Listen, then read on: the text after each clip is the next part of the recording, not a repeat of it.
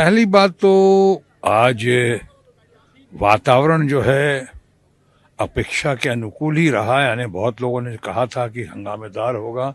अभी तक तो हंगामेदार नहीं हुआ, बहुत शांतपूर्ण तरीके से चल रहा है, जो अच्छा लगा। हेल्दी एटमॉस्फेयर है, जो बहुत ही अच्छा लगा पार्लियामेंट में। और उसमें से कुछ लोगों ने अपनी बातें रखी, और ख़ासकर प्रियंका गांधी वाड्रा, उन्होंने जो अपनी बातें की और जिस तरह से रखी और जितने ठहराव के साथ, विषय की गहराई के साथ, शांतिपूर्ण तरीके से, बगैर किसी ख़ास एग्रेशन के, वो वाकई बहुत ही सराहनीय, बहुत ही प्रशंसनीय उनका, खासकर ये प्रियंका गांधी का।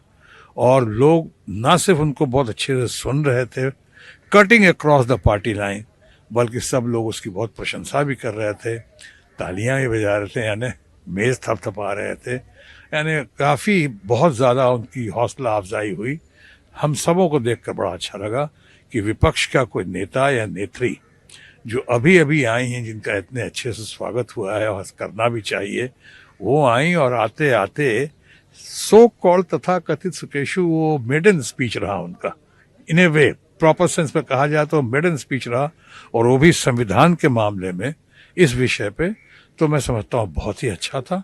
लोगों को कुछ इससे सबक लेना चाहिए, सीखना चाहिए। राजनाथ सिंह जी के स्पीच के बाद इस स्पीच को कैसे देखते हैं?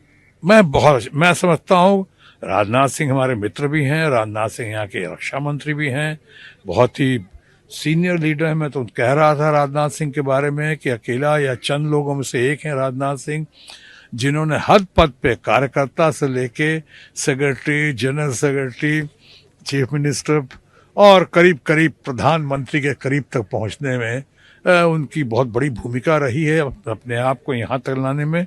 और उनके लिए बहुत लोग उनके लिए आदर करते हैं, हर पार्टी में उनकी आदर करते हैं राजनाथ सिंह के, और मैं तो उनको अपना दोस्त ही मानता हूँ।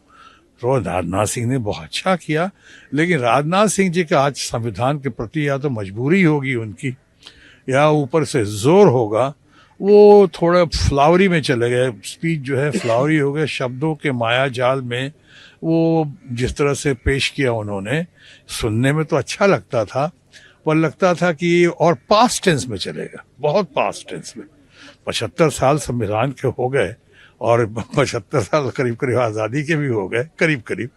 तो उसके बाद वो जो बातें कर रहे थे, वो तो एकदम ऐसा लगा कि कई बार अच्छा बोलते बोलते वो विषय, जैसा अक्सर करते हैं रूलिंग पार्टी के दोस्त हमारे, वो सीधे चले गए नेहरू जी पे, और कहाँ कहाँ कहाँ ये आध्यात्मिक ज्ञान का, मुझे लगा कि आध्यात्मिक ज्ञान जो आज राजनाथ सिंह जी ने दिया, और बड़े अच्छे से दिया, मैं समझता हूँ उसकी आज आवश्यकता कम थी।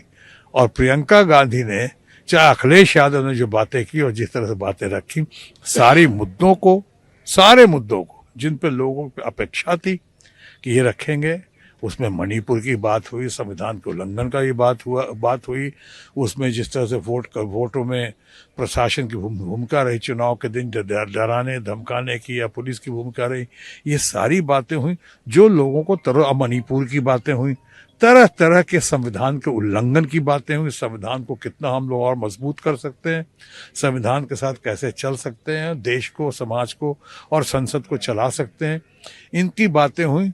तो ये बातें ज़्यादा छू गई। लेकिन जहाँ तक राजनाथ सिंह का सवाल है, उनके बारे में क्या कहा जाए, वो तो अच्छे वक्ता हैं ही, बढ़िया बोलते हैं। लेकिन आज जो हमने कहा कि हो सकता है शायद कोई मजबूरी भी हो, इतना अच्छा बोले, लेकिन सरकार की वजह से तो ओपनिंग बैट्समैन थे, तो कुछ उनकी बातें में दम तो था ही, लेकिन आध्यात्मिक बातें कुछ ज़्यादा दिखी। धन्यवाद। अगर आप ये वीडियो YouTube पर देख रहे हैं तो हमारे चैनल को सब्सक्राइब करें और बेल आइकन को दबाना ना भूलें। अगर आप Facebook पर ये वीडियो देख रहे हैं तो हमारे पेज को लाइक करें।